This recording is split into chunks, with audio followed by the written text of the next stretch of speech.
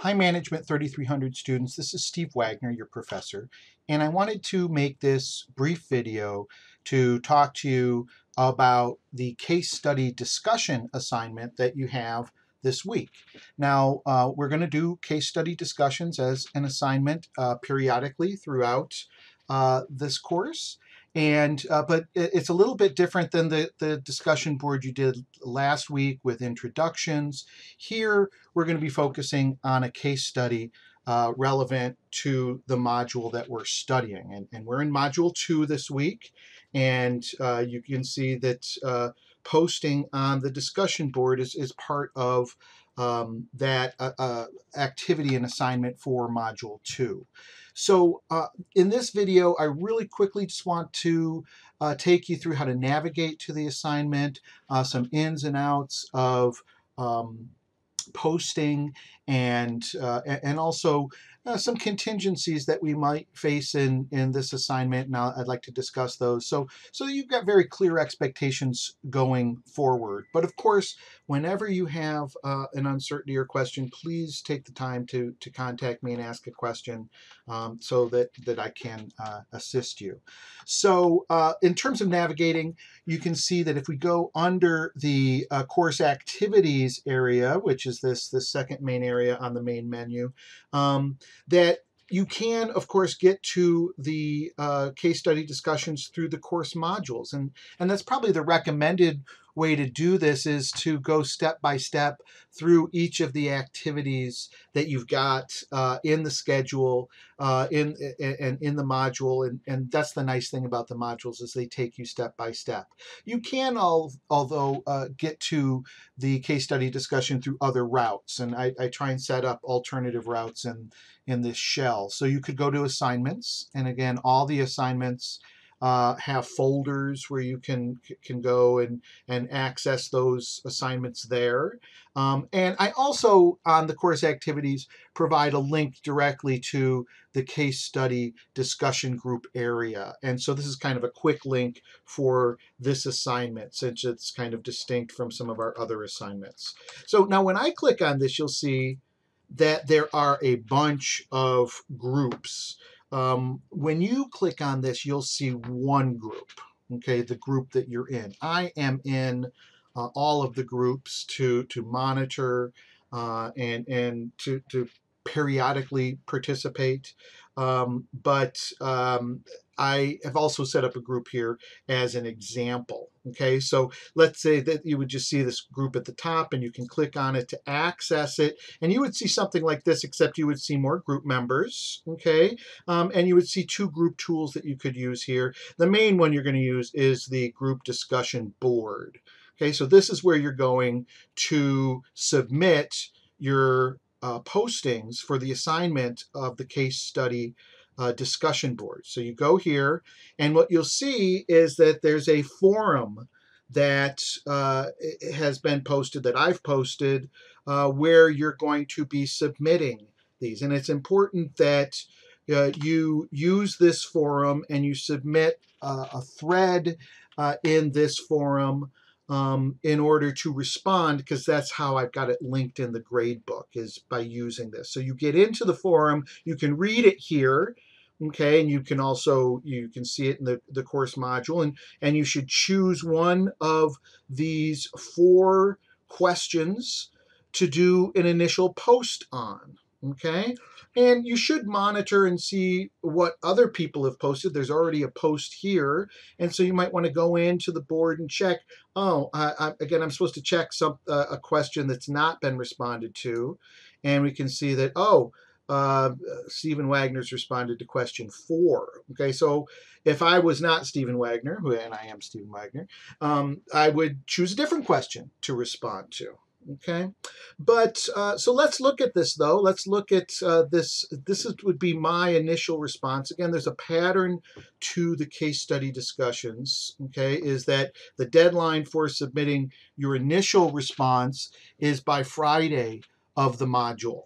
Okay, and the follow-up posts, you should have 2 follow-up posts to what your colleagues have written, should the deadline is by end of day Sunday. And so on weeks when we have case study discussions, the initial post should be submitted by end of day Friday, the follow-up posts by end of day Sunday. So you can see here how I've approached this. I'm not going to go into a lot of detail in terms of the substance of my response, but I did, if you want to pause and read it, you can see I did try and write a substantive initial response. It is over 200 words, not a lot over 200 words. I am, as you can see, making citations to the textbook. You can see as I'm doing this in terms of signifying which page number I'm getting my information from. I'm referencing the textbook as an authoritative source of my facts.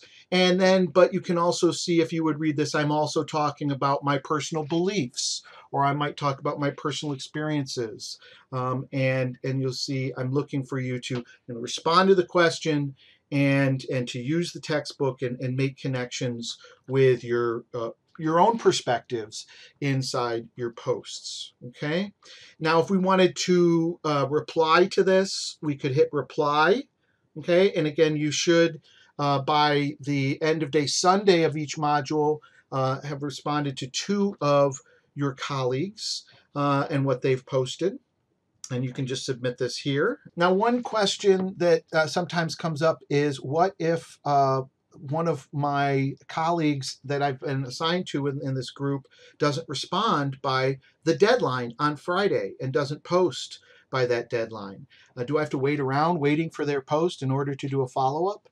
And my answer to that is no, you don't. Okay, my expectation is that members of the group will have submitted by Friday. And if they don't, I encourage them to still post, okay? But if you're not obligated to respond to those members of your group who have not put their initial post up by the deadline end of day Friday.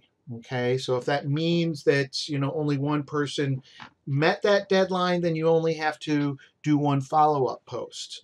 But if people have posted by end of day Friday, I am expecting 2 follow-up posts, and those follow-up posts should be substantive in nature. They shouldn't be just say, hey, yeah, I agree, good job. They should also evoke the material from the module. They should evoke your own perceptions and your own opinions and your own experiences, but they should have substance that helps to carry the discussion forward. Now, one other thing to consider when you are participating in the case study discussions is the rubric that I use in order to grade this. And the rubric is in your syllabus, and it's also integrated into Blackboard. So when I go to grade the discussion boards, I have this rubric here, and I basically use it, to check off different criteria in terms of how I evaluate the posts.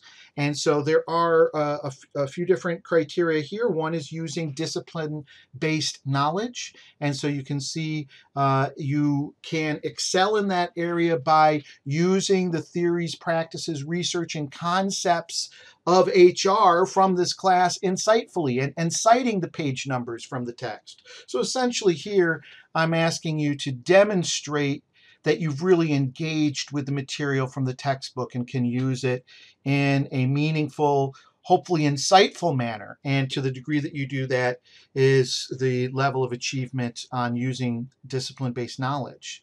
I'm also looking for you to connect to personal experiences in course videos. So you can, when I talk about personal experiences, again, it could be your memory of events, but it can also be your perspective, your opinion, how you see the world. You can also use the course videos. Some of the course videos are case studies, and so I think they are maybe a good substitute for personal experience. If you don't have personal experience, you could watch the video and see and reflect on how that experience might have been. Of course, I'm expecting you to respond to your classmates, and so 2 substantive responses to classmates, and then also, as you can see, I am evaluating grammar and syntax. So that wraps it up for this video on case study discussions. Again, if you have any questions for me, please contact me. You can email me. That's a great way to get in contact with me, swagner2@govstate.edu. Also, if you look in the instructor tab, I do have my cell phone listed up there. I just ask that you not call before 9 a.m. or after 9 p.m. But I'm available to you 7 days a week, and I will do my best to give you a prompt and useful response. So take care, and again, contact me when you have a question. Bye now.